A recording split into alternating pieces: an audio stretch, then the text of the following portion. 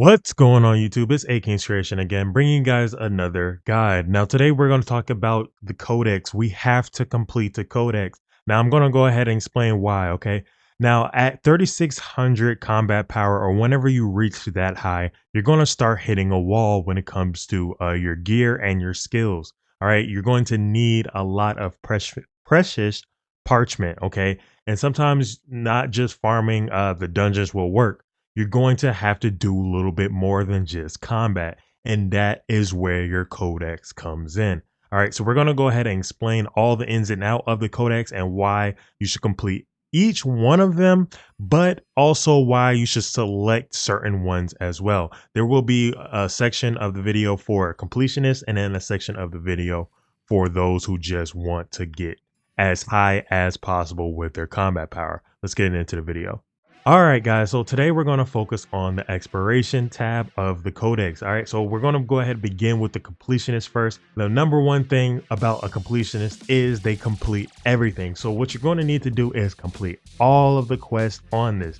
And actually, this is beneficial for your combat power anyway, because you're going to end up getting the rewards for those who are just going to focus on the combat power. So you'll end up being there regardless if you complete everything. And not only that, you get titles, additional titles. You get quality stellarite to give you that 15% weapon damage, so you can build that up as well. And also you get different amitois and different morphs. So completing all these quests anyway for the completionist, you're going to have a lot of things that a person who doesn't do an exploration quest at all. Now I'm going to go ahead and focus on the people who want to only solely focus on their combat power and what quest they need to focus on. For the quest, if you haven't started doing this in the beginning or your exploration, I highly recommend doing it, because if you're doing it towards the end, you're going to waste your resources, because honestly, when you're at the end game, you don't need green or blue anymore. All you're focusing on is that precious, or AKA purple, right?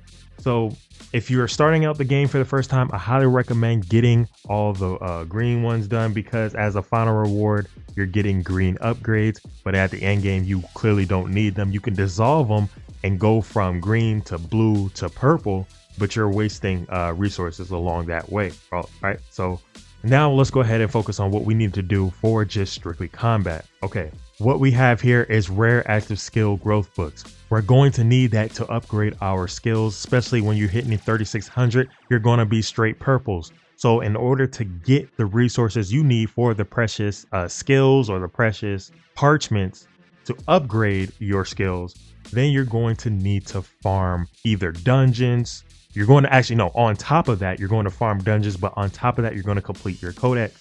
All right, because as a final reward for some of the quests, you're going to get training due.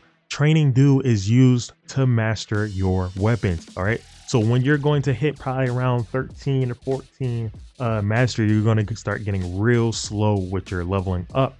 So just fighting alone won't get you fast leveling when it comes to mastery. You're going to need to do more. That is including your scrolls, your resistance contracts, the tower scrolls, and also the quest, because the quests give you 50 times 10,000 points for your training due, which is a huge boost in your mastery. Okay, and not only that, so I told you there's two things you need to look for. You need to look for the blue active skill growth books or the blue passive skill books, and also look for the rewards that give you training due. Not only that, all right, the last thing we need to look for when we're searching for quests to do is also do the ones that have precious active skill books and precious passive skill books, and also give you a final reward of either the rare one, which is the blue one, or the purple one, which is the precious one. All right, so we need to complete only those if we're just looking to get as much maximum amount of combat power as possible. Okay, so that's why I say just go through each one of these and make sure you get them done.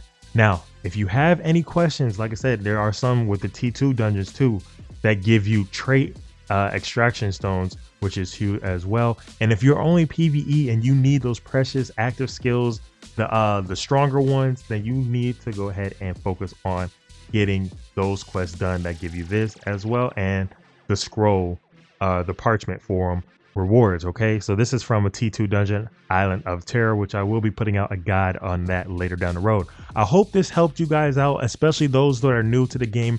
This is a head start for you. Just go ahead and start focusing on the quest, and those who are in the end game and trying to figure out how that people are at 3,800 or 3,900 or 4,000 combat power and they're struggling to get over 3,700 or 3,600. It's because you have to do more than just combat. You have to do more than just farm. You have to be a completionist as well. So if this video helped you out and you're new to the channel, make sure you hit that like button and subscribe as well for more videos that will be coming out shortly, that are guides on all of the dungeons for T2. All right, I'll catch you guys in the next one. Peace.